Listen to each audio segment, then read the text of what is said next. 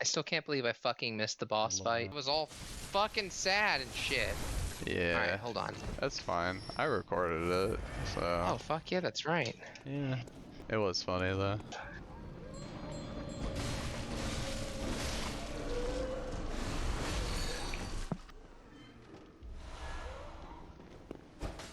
There. Wait, what?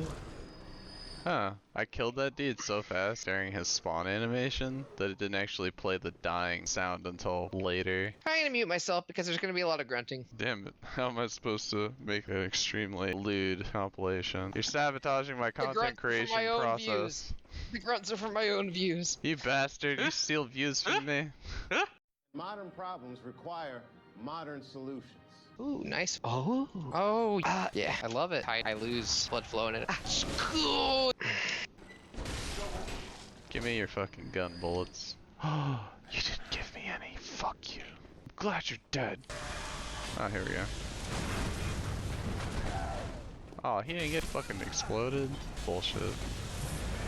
I want a refund, gangly motherfucker. Shoot him. Actually shoot him this time.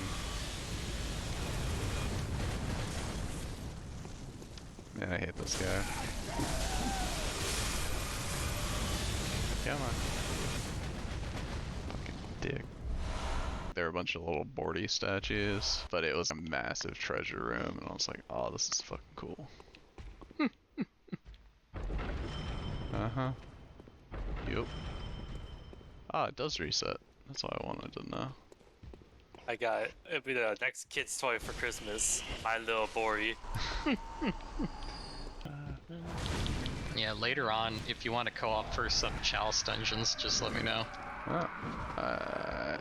Oh, you kicked me, you bitch. You sneaky fuck. That's kind of how I view most of these games, is like the bosses are the content, so if you don't fight them, then it's just like, why?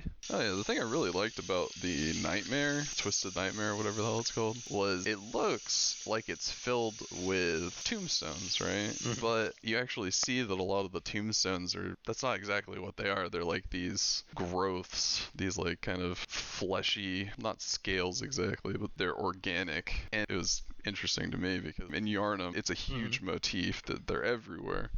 And so you're like, okay, why are these everywhere? Because it's not just there are that many graves, it's decoration. Why is it decoration? And then you see, oh, they were emulating this other thing. That's cool. And I really liked that bit. Also, I did go back and murder that fucking old man who pointed me at the fucking lake. And then I got a Carol rune, and I was like, should I go and kill all of the other NPCs that I've encountered so far? And then, let's finish the main story. Yeah, soon you'll kill them all. They all kind of deserve it, don't they?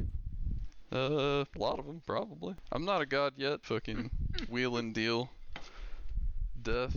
But yeah, and then I do like where the thematics meet the mechanics of the game. I almost want to say it's ludonarrative, but I don't think that's right. Anyway, but I like that beasthood versus frenzy, and they're kind of, they're not entirely inverse of one another, but they're definitely on some sort of intersecting spectrum, or like the more of a beast you are, the further away you are from the gods, that kind of thing. The further away you are from, like, understanding. Yeah, essentially. Because, like, they even say in the lore, some of, like, their gods weren't even gods. They're just those who came before and figured it out. Yeah, there's a lot of interesting mechanics that don't seem to get enough screen time, as it were, in games for whatever reason. Like, actually, I just learned in PT, the game is coded in such a way that the ghost or whatever the fuck is actually behind your character at all times, just not visible. But like in the code, it's always there watching you, which I thought was interesting. It's not even something that you're aware of as a player, but it's something that is there, and I feel like could almost be a mechanic that could be built upon. It reminded me of the Vagrants, because it's possible that there is a ton of stuff that just is out there, but the odds of it happening are so low that most people never see it, and then the people who do see it are like,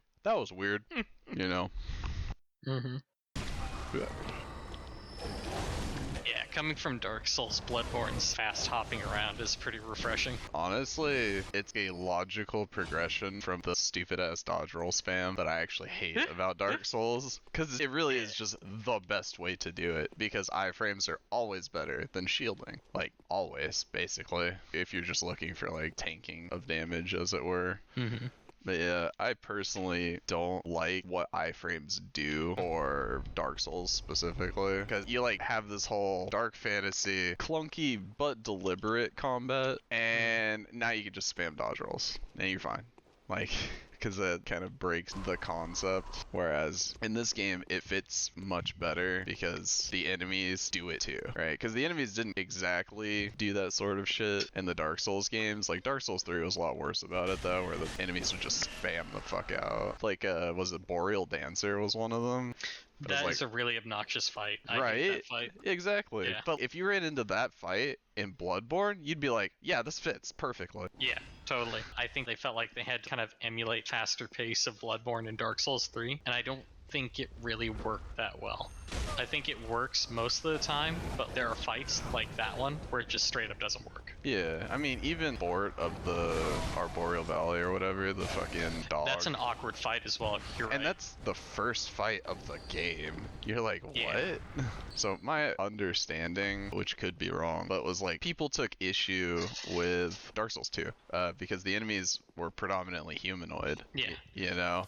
And also the world building was really terrible in that game.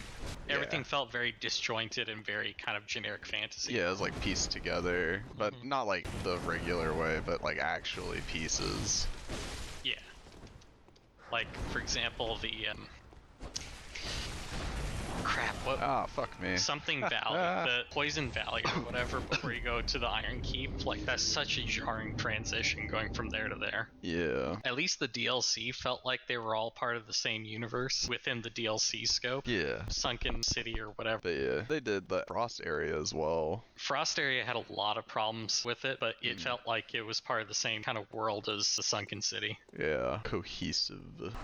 There's that like kind of understanding with 2 that I think is part of what caused them to do that with 3, where they just have all of these fucking humanoid enemies. They don't act like humans would, essentially.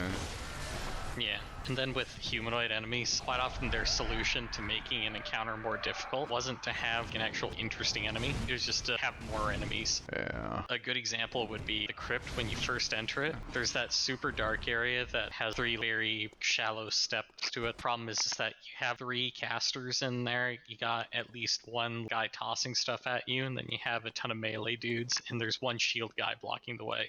And it's just completely obnoxious because it's a really tight and closed space. Yeah. Say, I don't actually have an issue with that exactly, because it's an opportunity for other playstyles to kind of have moments where, yes, I made the right call, kind of thing. I'm okay with certain situations of fights being more difficult for certain builds, just because you're not always going to be shield guy against fucking sword guy. Yeah. Like, sometimes you're just gonna get ganked in the butthole. You're like, oh no. For me, I didn't have any problems with any of the individual enemies, or even like having combinations of those enemies. Yeah. I just think that it kind of felt like a sardine can I was fighting in. Oh yeah. Yeah, I mean, like, so I really despise when developers, specifically, just add numbers in order to, you know, you're like, oh yeah, this is difficulty, and it's like, making the numbers bigger does not mean it's more difficult. You just have to get it correct more times in a row. Yeah. Yeah. Yeah, well, I mean, in those cases, definitely. In other cases, like bullet sponges, I don't think bullet sponges as difficulty, right? Like, if I get a double the HP, I'm gonna multiply it by 100. Like, that's not difficulty, it's just tedium. And I hate when people use tedium as difficulty. Yeah, it's a very lazy way to go about difficulty in a game. Yeah, that's actually the reason I hated Payday 2. I loved the concept of Payday 2, but I despised that there were infinite enemies. And it was true of Payday 1 as well. I understand they were trying to go for that frenetic feeling or whatever, but it was just such a poor way of doing it, because there was never respite once you actually cleared through. It was just like, now there are infinite enemies until you lose or leave. You're just like, why? That is a really good example of bullet sponge enemies, but the funnest thing for me were the stealth missions, like Oh yeah, the Shadow Raid. Oh my god. yeah, that one. Yes. Yeah, you ran the Oh. fuck out of that. Yes, that was so. Yes. Oh, sorry. Hello. Hey, man. Yeah, Cameron and I ran Shadow Raid duos a shitload because it was actually how Payday really should be, because it was the only one you actually could stealth with few people. Yeah. Yeah, I remember there was one round Oh, that shit. we did Payday 2 where we were stealthing it, but I wasn't too confident in my stealthing ability, so I basically was a spotter. And I think it was you, Jay. You were like in a container or something, and I'm like with the binoculars telling you like, oh, there's a guy coming. He'll be there in like 3, 2, 1. It's like, Just snatch him up. yeah. Snap Yeah. that neck. Yeah, I really like it when it actually works like that, but a lot of the Yeah. time there were just either too many enemies, or like they would just get set off by random bullshit, and then it's just like, and now it's fucked. At some point, they'll be like, oh, you tie strapped enough of them. We're going to send extra ones in all of a sudden. Yeah. Yeah, it Yeah. turns from a heist simulator to a horde shooter, and that transition is just not that fun. And Yeah. that was part of my issue with Vermintide 1. The gameplay of that was literally the bad part of Payday. And I'm like, I don't want to play the bad part of Payday, even in Payday. Do you think 2 did a better job? I actually don't know, because I didn't play 2. Yeah, I watched y'all It- play it a few times. I couldn't tell you if there's anything really that different about the moment-to-moment gameplay of it, but for some reason, I feel way more engaged and way more interested in playing Vermintide 2 than I did 1. It's One, the I- upgrade I- system. Yeah, I could see It that. probably is. That It was the probably is. impression that I had gotten as well, just from watching y'all. Because the first one, you go through just the first time, right? Your first night of the combat. And it's like, congratulations, you are like a quarter to a third of the way to level 1 or some shit. And you're just like, Yeah. fucking excuse me? I have to do this 4 more times to see any difference? Like, Oh, no. did you get any loot? It's a piece of shit that is not for the class you're playing. Yeah, and those like legendary chests you get, oh man, those are good. Like you just hoard them up and then pop them later when they're actually gonna be useful. Yeah, when you're capable of getting the red weapons. Yeah. Yes, I This like is- that a lot. Which, honestly, isn't good design. But, like, man, it was very satisfying. Which, Right. Yeah. Even there, it's a bad gameplay loop because it's not actually incentivizing you to keep playing now. You're not playing now for now. You're playing now for 200 hours down the line or whatever. Like, who gives a shit about Yeah. then? I'm supposed to be engaged long enough to keep playing this game. that's why I feel like MMORPGs go about their game design entirely wrong. I don't think that they should start with some tedious-ass leveling system. Yeah. If I had my choice for how players would get introduced to Final Fantasy, just for example, I would straight up say, if we could eliminate leveling from the game, then yeah, let's do that. And we're just going to have players have content that gets steadily more difficult that they can do to get more comfortable with the game. And if you need to restrict access to certain abilities as they get through the content, cool. Yeah, sure, whatever. But like, I feel like the reason to play that game is for the end game content. And I feel like that's the case for most MMORPGs. And it's like, why do you front load it with this bullshit experience that no one likes? Right. That's like over 100 hours of gameplay.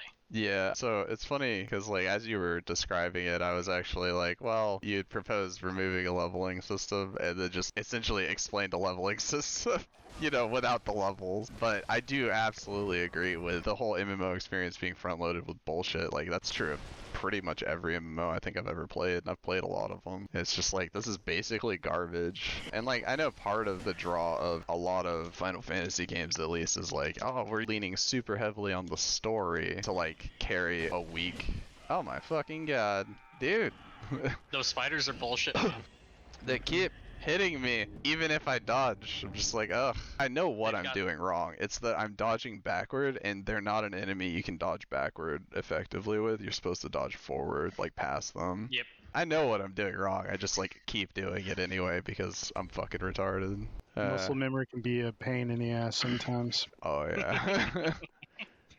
Yeah, I hate hearing in any game, not just MMOs, because lots of games do it, but it's like, oh yeah, once you're like 20 or 30 hours in, that's when it gets really good. Not even just games, just content in general, right? Like, oh yeah, season Yeah. 1's garbage, but like once you get to season 2, it's really, really good. I'm just like, bro, no. So- Here's the thing that I'm always skeptical about, because there are plenty of instances, there are lots of instances where that's true. But I'm always skeptical. Is that just Stockholm Syndrome? Yeah. Because when people tell me, oh yeah, there are good parts to One Piece, I'm not going to take your word for it. There's too much time involved with that. A show like One Piece is more of white noise that you play in the background because there's so many episodes of it. I agree, honestly, with both sides of it. But my I don't know, complaint or issue, whatever, is are you shooting at me? Oh, you have a crossbow? Oh, that's cool, dude. Hey, where'd you get that sword? Okay. Even if season 2 is good, I don't give a shit if season 1's bad. Like, it's not worth it to me. I'm not gonna slog through 1 bad season, 2 bad seasons for like, oh, but it's good then. Like, even if it was. And it probably is, like, you know, more Stockholm Syndrome than anything. But it's just like, I ain't doing it, man. So, would you say that you'd be more receptive if it was possible to enjoy the show by just completely skipping that season? I mean, yeah, probably. The problem is just like, a lot of those sorts of shows are better as just a fucking Wikipedia article. Right? Fuck that up. At least you didn't die. Yeah, right. Well, here's another question. Which would you rather? Show starts weak but gets better, or show starts good but gets terrible after 2 or 3 seasons? I mean, Battlestar Galactica. I actually don't prefer either of those, you know? Like, honestly, I'd actually say that a show that ends weak is worse, like, of the two, because it wastes your time. Because it makes a promise up front that it doesn't keep, you know? It fumbles it, and I fucking hate that. Oh, we got boss. Oh, we got boss fight. I prefer, like, these guys. starts weak but ends strong because it demonstrates that, you know, they're paying attention to feedback and they're improving themselves. Yeah. However, you have to slog through all the shit to get to the good part. Yeah. Yeah, I feel like Ah, shit. I'm hoping I'm not spoiling this for anyone, but I feel like Battlestar Galactica is a great example of a show that ends very weakly, because like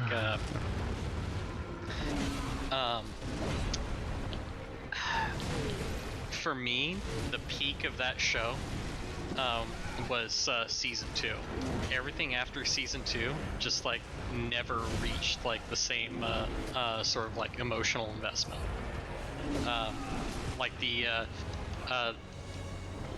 specific arc that I think the show peaks in is when they first encounter the Pegasus, and the episode or 2 leading up to Pegasus and the 2-part resurrection ship episode.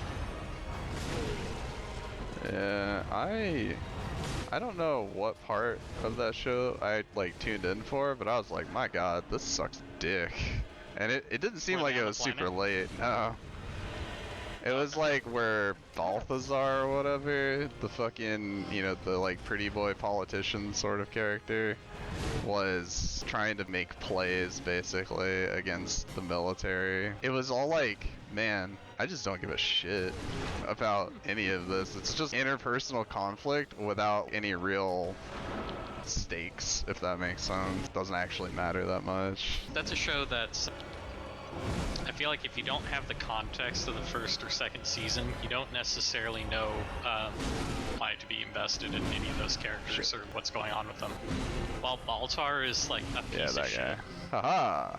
and absolutely no reason for you to like him, I actually do enjoy his art. I think it suffers in the end in season 3 and 4 from that same bad writing that season 3 and 4 have, but he's got one of the stronger character arcs in my opinion. I typically despise content that is primarily interpersonal drama, which it turns out is the vast majority of human content.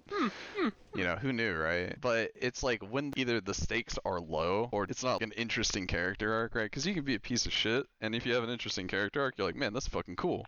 You know, you're like, all right. For instance, the entire premise of Breaking Bad is the most piece of shit character you can possibly think of. Like, how does somebody that you could have known as like a school teacher, whatever the fuck, you know, some random fuck that you knew, an acquaintance, how did they become essentially one of the most horrendous people you've ever encountered? An actual monster. you know, and that's the draw. Even though you see him being a horrible character, you're also still rooting for him as protagonist, and you're drawn in to see how it happens. Like, you don't actually know that at the beginning, right? You don't know the ending. Oh, yeah. That's not how the show works, but that is what the show is. You know, that's like really cool. But when it's just like, you see these characters, and you're like, alright, interpersonal conflict, alright, they did blah blah blah, and then it's like, oh, all of these stupid ass reactions to it, and then it just didn't matter. You're just like, why? You know, because it's a waste of time at that point. It's like a reaction video, essentially. But that's the plot. Can you imagine a show having, this is a reaction video as its plot? It's horrible. And that's the part that I fucking hate. So how do you feel about episodic content then? So that's kind of a not a trick question exactly, but it's not as straightforward a question because there's two kinds of it now when there didn't used to be. There's the traditional episodic content, and then there's the new kind where it's essentially like a Netflix content where you've got seasons. But the whole issue, and this is now an issue with both because one came first, then the other, and then that newer form has bled into the older form as well. But it's basically like the seasons are basically always self-contained. And anything that mattered in one season doesn't matter in another, right? These characters that get introduced and then cast away, plot threads or even important bits of plot are just thrown away as well, and the new bullshit's brought in. And it wasn't because they were MacGuffins, right? It wasn't like this is intentional. It's this new form where it's all about getting the next season greenlit or whatever. It produces bad content. Bad writing, specifically. Right, because now you're not writing for the sake of the story of the show, you're writing for the sake of monetary investment of the show. Yeah, exactly. And it was sort of like that before, but it God help me because I'm actually going to praise advertising once in my whole life. But because of how advertising was done with TV shows, they had to write well to compel you to stick around to guarantee that you would see the fucking ads. But that's not how it works now with the Netflix style content. And so it has actually kind of fucked everything up in that way. But I like episodic content as a whole more because they're able to tell larger, more complex stories. You typically don't get that in movies because you don't have enough time. Oh, so what I meant by episodic content is like Simpsons versus Game of Thrones. Oh, sorry. You meant like each episode is self-contained in a vacuum. Yeah. Sorry. In that case, I don't really like that, but those are fine. They're not interesting to me, but they're fine because the whole point of them is you have a set of characters and then you put them in various situations and see how they react and behave, right? That's the whole idea. That's the draw. Yeah, and there might be character development within the particular episode, but it gets washed away as soon as it's over. Right. You know, Simpsons, South Park, whatever. Yeah. Old South Park. New South Park actually goes for, like, season-long arcs. But I don't prefer those. I like progress. I like change. I don't want to see my favorite character reacts to blah blah blah because, well, it basically is like another fucking reaction video, you know? Okay. Like, how does my favorite character or streamer or whatever the fuck is that? React to, I don't know, a fucking piece of toast. I don't give a shit. That tunnel wasn't doing your camera any favors. No, I've actually... So I think this might be the one Souls-like game I've played where I actually don't like the lock-on. I actually think it's a trap. Especially with the larger bosses, like the amygdala. Oh my god, the camera was so bad for that fight, just because it refused to zoom out. Yeah. And I'm just like, what? Somebody died? No, not the goo! Not again! You I was wondering dick. when that was gonna happen. Get off me, bitch. Oh my god, you're still alive. Yeah. Wow. I have a lot of HP. Ah, fucking. I hate that. I hate when it doesn't. I don't have the range I think I do. Alright. Yeah, fucking. Alright, whatever. Oh, I don't have it equipped. Why not? That's dumb. I keep unequipping it for some reason. Yep. Yep, I was wondering when you're gonna realize that. I figured. I mean, I noticed that some enemies are strong against, like, blunt or thrust or whatever. My sword's just kind of garbage. I actually don't use the flamethrower for those. I use the torch, but yeah, same basic difference. Yeah. What the hell? Get off. Wait, what? Did he hit me while I was going down?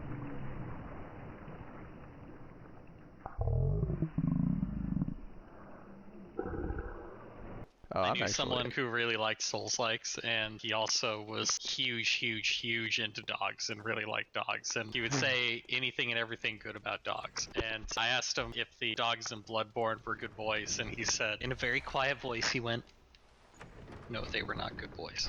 we don't talk about that.